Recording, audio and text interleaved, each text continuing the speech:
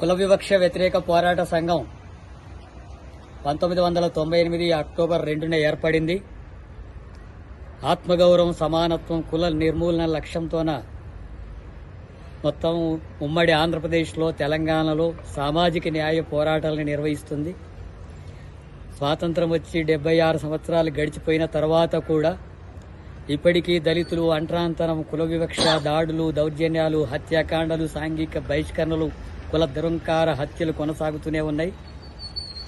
రాజ్యాంగం అనేక హక్కులు కల్పించినా, అట్రాసిటీ యాక్ట్ వచ్చినా, పౌర హక్కుల చట్టం ఉన్నా, జస్టిస్ పున్నయ్య కమిషన్ సిఫారసులున్నా అమలు చేసేటటువంటి పాలక వర్గాలు ఆధిపత్య కుల ధోరణితో ఉండడం వల్ల చట్టాలు అమలు జరగడం లేదు.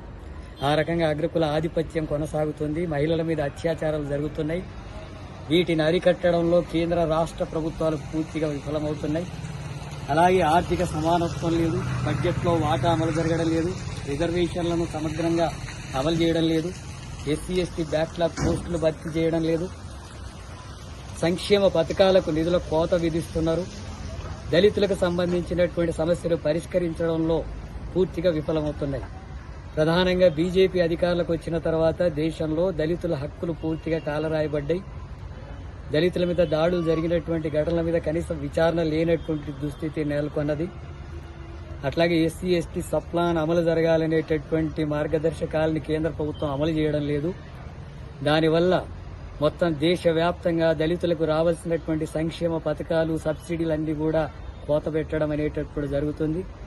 ఆర్థికంగా దిగజారిపోతున్నటువంటి పరిస్థితి ఉంది.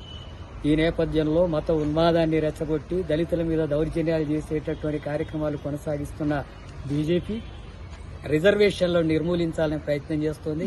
మొత్తం రాజ్యాంగాన్నే మార్చాలనేటటువంటి కుట్రపూరితమైన ధోరణితో ఉంది. రాజ్యాంగం కల్పించినటువంటి హక్కుల్ని, రిజర్వేషన్లని, సమానత్వాన్ని, అలాగే అంటరాంతరం, కుల వివక్ష నిషేధించినటువంటి చట్టాలని, వీటన్నిటిని కూడా నిర్వీర్యం చేసేటటువంటి ధోరణిలో కేంద్ర ప్రభుత్వం, మోడీ ప్రభుత్వం వ్యవహరిస్తున్నది. అందుకే బీజేపీ అధికారంలో ఉంటే సామాజిక న్యాయానికి గొడ్డలు పెట్టు లాంటిది ఆ ప్రభుత్వానికి వ్యతిరేకంగా దాన్ని గద్దె దించడం కోసం పెద్ద ఎత్తున సామాజిక న్యాయం కోరేటటువంటి శక్తులు, పూలే అంబేద్కర్ ఆశయాల్ని సాధించాలనేటటువంటి శక్తులంతా కూడా కేంద్ర ప్రభుత్వ ప్రజా వ్యతిరేక, సామాజిక వ్యతిరేక విధానాలకు వ్యతిరేకంగా పోరాటాన్ని కొనసాగించాలని, ఆ ప్రభుత్వాన్ని గద్దె దించేంత వరకు ఈ పోరాటాన్ని కొనసాగించాలని చెప్పి విజ్ఞప్తి చేస్తున్నారు.